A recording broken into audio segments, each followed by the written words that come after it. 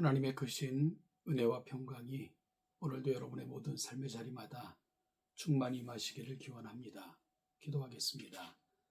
하나님 아버지 주신 하루를 거룩한 뜻을 받들어 하나님의 나라를 위해 하나님과 동행하는 가운데 오직 하나님의 영광만을 드러내는 자로 이 하루도 살아갈 수 있도록 은혜 위에 은혜를 더하시옵소서.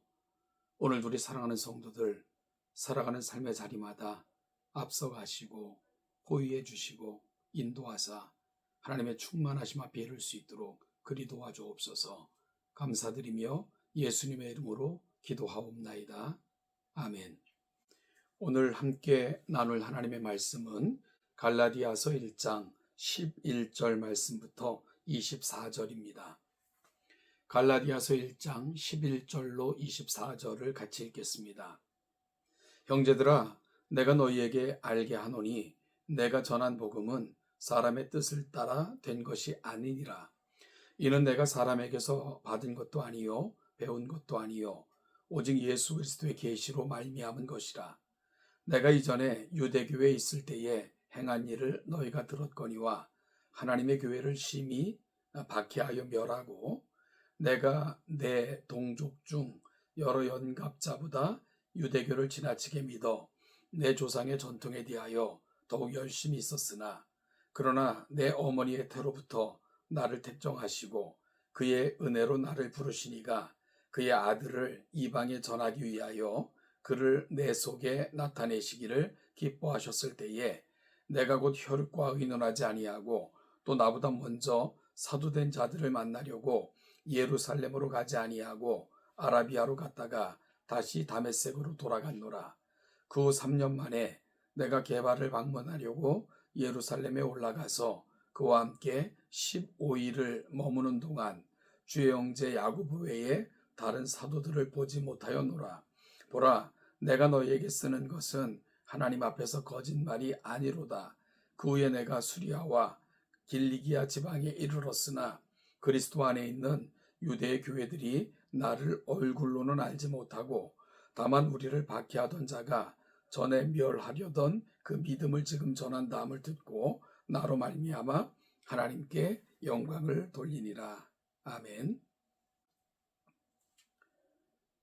사도 바울은 갈라디아 지역의 교회들 안에 들어와 바울이 전한 복음을 부정하고 다른 가르침, 즉 다른 복음을 전하는 사람들로부터 교회를 지키기 위해 이 편지를 써서 보냈습니다. 거짓 가르침을 일삼는 자들은 복음을 교란시켰고 또한 복음을 전한 사도 바울의 권위를 부정했습니다. 따라서 사도 바울은 먼저 자신이 하나님과 예수 그리스도께 복음을 전하고 가르칠 권위를 가진 사도로 그리스도로부터 직접 세워졌다는 것을 변호하고 하나님이 주신 복음은 유일한 하나의 복음이며 다른 복음은 없다고 선언했습니다. 이제 바울은 자신이 어떻게 복음을 듣게 되었고 사도가 되었는지를 더 자세하게 설명합니다. 11절 이하는 사도 바울의 사도권 변호와 자신이 지금 힘쓰고 있는 것이 무엇인가를 밝히고 있는 부분입니다. 이 부분을 조금 쉽게 번역한 성경을 통해서 읽어보면요. 형제들이여, 내가 여러분들에게 분명히 말합니다. 내가 전한 복음은 사람이 만들어낸 것이 아닙니다. 사람에게서 받은 것도 아니고 배운 것도 아닙니다. 오직 예수 그리스도께서 직접 나에게 계시해 주신 것입니다. 내가 전에 유대교회에 있을 때 행했던 것을 여러분들이 들었을 것입니다. 나는 하나님의 교회를 몹시 박해했고 아주 없애버리려고 했습니다. 나는 나와 동년배 유대인들보다 유대교 신앙에 앞서 있었고 조상들의 전통을 지키는 일에 열정적이었습니다. 위대한 랍비 가말리엘의 제자였던 바리새인 바울은 하나님의 저주를 받아 나무에 달려 죽은 자를 그리스도이자 하나님의 아들이라 주장하는 것은 신성 모독이라 여겼습니다. 율법과 전통을 지키지 않아도 구원을 받을 수 없다는 것 결코 받아들일 수 없었습니다. 그래서 그는 예수 믿는 사람들을 심하게 박해했고요. 또한 그들을 모두 없애버리는 것을 한때는 자신의 사명처럼 여겼던 자신이라고 고백하고 있는 것, 오늘 본문이 가고 있는 자리입니다. 여러분, 그러나 사도 바울은 그 모든 것들은 하나님의 계시의 말씀을 바르게 혹은 충분히 이해하지 못했기 때문에 내가 행한 일이라 라고 고백을 합니다. 사도 바울은 바른 계시의 말씀, 즉 복음을 듣고 나서 이 모든 것들이 얼마나 어리석고 미련했던 것인가를 분명히 알게 되었던 것입니다. 복음은 바울 자신의 모든 것이었고 그의 존재, 가치였고 그를 변화시켜 여기까지 이르게 한 유일한 하나님의 도구였음을 분명하게 말씀하고 있는 겁니다.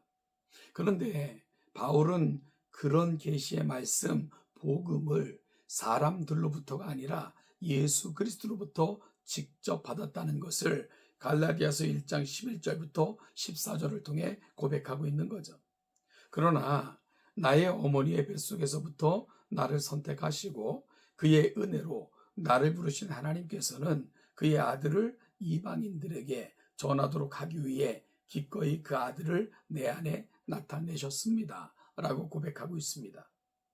바울은 교회를 박해하기 위해 다메섹으로 가던 길에 부활하신 예수 그리스도이시자 하나님의 아들이신 예수님을 만났습니다.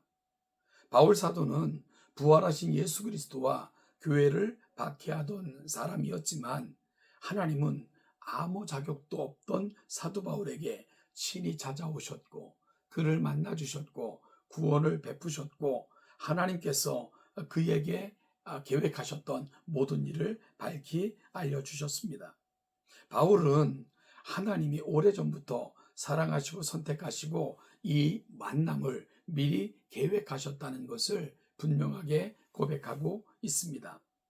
갈라디아 교회에 들어온 거짓 교사들은 바울이 예루살렘 교회의 사도들로부터 복음을 들었고 권위 있는 예루살렘 교회 사도들의 가르침을 떠나 다른 복음을 전하고 있다고 선동했던 것으로 보입니다. 그러나 바울 사도는 자신이 예루살렘 사도들이 아니라 예수 그리스도에게서 직접 복음을 받았다는 것과 예루살렘 교회 사도들의 복음이 자신의 복음과 다르지 않은 유일한 복음이라는 것을 입증하고자 했습니다. 그래서 바울 사도는 먼저 다메섹에서 예수 그리스도를 만난 뒤에 자신의 행적을 자세히 기술합니다. 바울 사도는 예수 그리스도를 만나 복음을 알고 이방인들에게 복음을 전하는 소명을 받았을 때 그 일에 대해 주변 사람들과 상의하거나 예루살렘 교회 사도들에게 인정받아야 한다는 생각을 하지 않았습니다. 바울은 다메섹에서 예루살렘이 아닌 남아대합 왕국으로 추정되는 아라비아로 갔습니다. 바울은 이곳에서 자신이 믿고 따르던 구약 성경의 내용과 부활하신 예수 그리스도가 계시하신 내용의 관계를 연구하고 정리하고 그곳에서도 복음을 전하기도 했을 것이다. 우리는 추정합니다. 그리고 나서 다시 다메섹으로 돌아갔습니다. 바울은 예수 그리스도를 만나고 회심한 지 3년이 지난 뒤에야 게바와 교제하기 위해 예루살렘을 방문했습니다. 그리고 15일을 머무르는 동안 야고보 사도만을 만났다고 보았다고 고백합니다. 이 기록은 바울 사도가 사도들로부터 복음을 듣고 가르침을 받기 위해 예루살렘에 간 것이 아니라는 것을 분명하게 설명하고 있는 것이지요. 바울 사도는 예루살렘에 갔다가 유대인들의 박해를 받고 예루살렘 형제들의 도움을 받아 자신의 고향인 다소로 돌아갑니다. 다소에서 약 8년간 머물렀던 바울은 바나바의 요청을 받고 안디옥으로 가서 바나바와 함께 1년간 안디옥 교회를 섬깁니다. 바울은 이 기간을 수리아와 길리기아 지방에 머물렀다라고 기록하고 있는데요. 바울이 다소와 안디옥에서 사역하는 동안 유대 지역의 교회들은 바울 사도의 얼굴도 알지 못했고, 다만 교회를 박해하고 예수 그리스도에 대한 믿음을 없애버리려고 했던 사람이 오히려 그가 그 예수를 전한다는 말을 듣고는 하나님께 영광을 돌렸다라고 기록하고 있습니다.